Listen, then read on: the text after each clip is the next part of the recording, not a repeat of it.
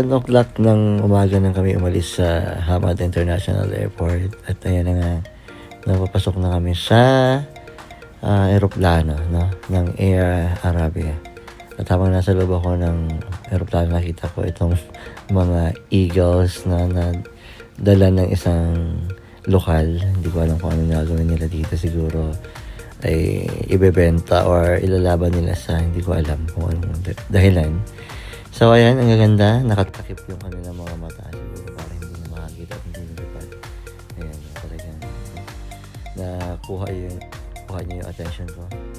At yun, lumilipad na kami, papunta na kami Sharjah. So galing sa Doha papuntang Sharjah ay 45 minutes na. At dito, ayan, nakikita natin kung gaano kaganda yung taas. Yung ilalim pala, makikita natin yung ganda ng Doha. So, ayan, talaga namang okay naman yung lema, kaya maganda yung lipad ng eroplano, no? Medyo nervous lang, pero okay naman siya. So, umangat siya ng dahan-dahan hanggang nakarating sa Alapaap, okay? So, yun. So, bali mga 45 minutes yan galing sa Doha papuntang Sharjah. At talaga namang, ayan, magaling yung piloto, no? So, yun na nga, habang nasa taas kami ng kalangitan, naisip ko na kung gaano kaganda yung pupuntahan namin. Kasi nga, biyahe kami Georgia, guys. So, ang gagawin namin is Doha to Sharjah, then Sharjah to Georgia. So, from Sharjah naman, it takes 3 hours, no? So, yun nga, ito yung view.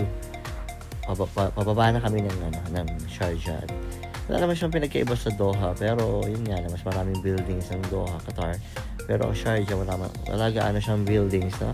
Kasi malayo naman siya sa Dubai, pero malapit na naman siya sa hindi naman siya ganun kalayuan.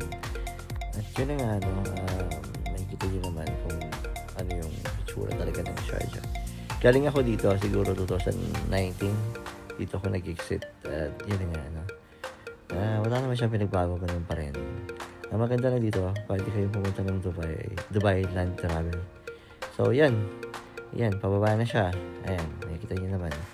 At talaga namang medyo kinabahan kami dito kasi biglang, alam niyo yun, yung bagsak ng gulong ng eroplano. Yung piloto medyo siya, siguro bago pa lang siya.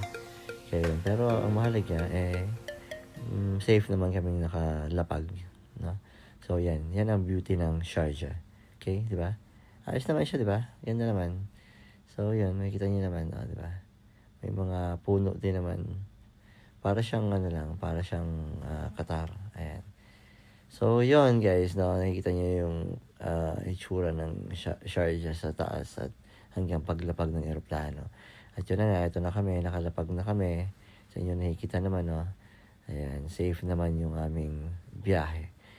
Yun na nga, guys, no, nalipat na kami ng eroplano. Pero bago yung lahat, sakay muna kami dito sa, ayan, yung bus na yan para makapunta kami sa airport or terminal. Makalipat kami ng eroplano papuntang Georgia. At eto na nga kami yan.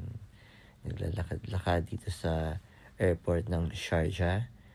Ayan, so sa inyo nakikita yan. Yan yung mga pasahero at yung aeroplano na sasakyan namin. Ayan, medyo marami nga nung time na kami ay papuntang Georgia. Medyo marami ang mga pupunta at magbibisita. Kasi nga syempre taglamig ngayon. At eto na, no, papasok na kami ng aeroplano naman. Mga siguro 30 minutes na kami doon. Sakay ulit ng bagong aeroplano, pero Air Arabia pa rin. Okay? So, yan. Sa inyo nakikita. Wala pa masyadong tao. Nauna kami. Siyempre, dapat kailangan mabilis ang galaw para hindi. At habang nasa aeroplano, siyempre, manood ka muna. Tapos kung ano pwede mong gawin, yan. Wala magawa. So, video na lang muna sa loob ng aeroplano. Kasi nga wala talaga akong magawa. So, yun, pero excited ako syempre. So, excited na makarating na Georgia kasi first time ko to.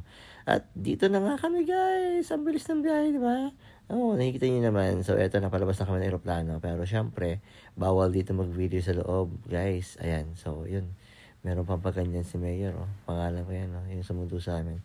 Tapos yun, ayan, biyahe na kami. Papunta sa hotel kung saan namin, saan kami mag-stay, okay? So, mamaya, update ulit sa bagong video. So ngayon, ito na muna. Ito yung airport ng Georgia. Hindi pala siya international. Ito yung airport ng Georgia. Okay? So, sa mga first-timers na gusto magbisita ng Georgia, ayan, ito na yung itsura ng Georgia sa labas ng airport. At ito na nga, malamig dito at kailangan nyo talaga magdala ng jacket. Ayan, yung sunset dito.